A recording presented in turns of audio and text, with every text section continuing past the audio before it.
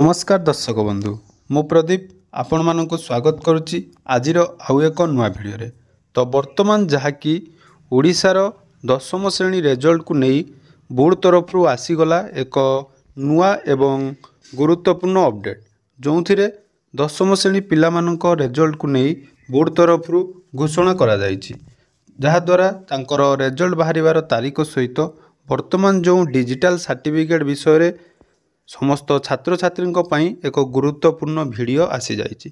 आसंतु एई video रे दशम श्रेणी रिजल्ट को नहीं आसीथिबा डेट एवं किछि गुरुत्वपूर्ण अपडेट जानिबा। ता पूर्वरु जदि चैनल को प्रथम थर विजिट करचंती वीडियो को लाइक करिवे, चैनल को सब्सक्राइब करनथिले एबे ही सब्सक्राइब करी पाखरे थिबा बेल आइकन को क्लिक करनेबे। तो एठारे देखि पारुथुबे जहाँकि मे शेष सप्ताह रे मैट्रिक परीक्षा फल तो मे शेष सप्ताह अर्थात 25 तारीख साधारण निर्वाचन पर प्रकाश पाइब मैट्रिक परीक्षा फल।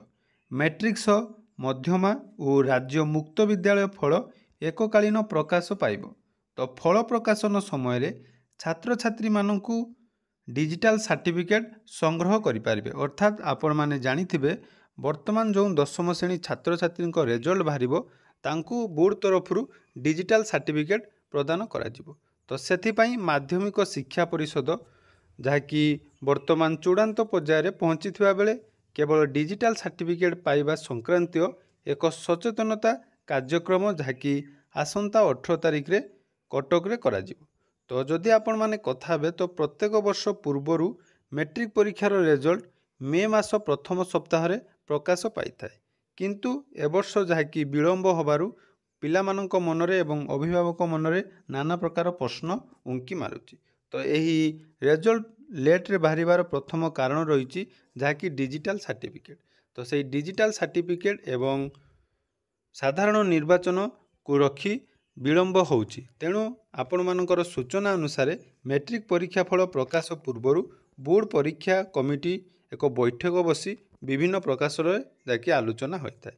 तो सहीटा आसंता काली जाकि सदस्य मानक पठाजिवो एवं नियम अनुसार चिट्ठी देवार 7 दिन परीक्षा कमिटी बैठक बसी थाए और यही बैठक में मैट्रिक परीक्षा फल अनुमोदित होता है। तो सेहीपरि जाकि आसंता 18 तारिख अर्थात आसंता काली ये जो डिजिटल सर्टिफिकेट को नहीं हवाकु थिबा मीटिंग रे जना पड़िबो बोर्ड परीक्षा फल जाकि बा 10th रिजल्ट डेट सूचना दिया जिवो।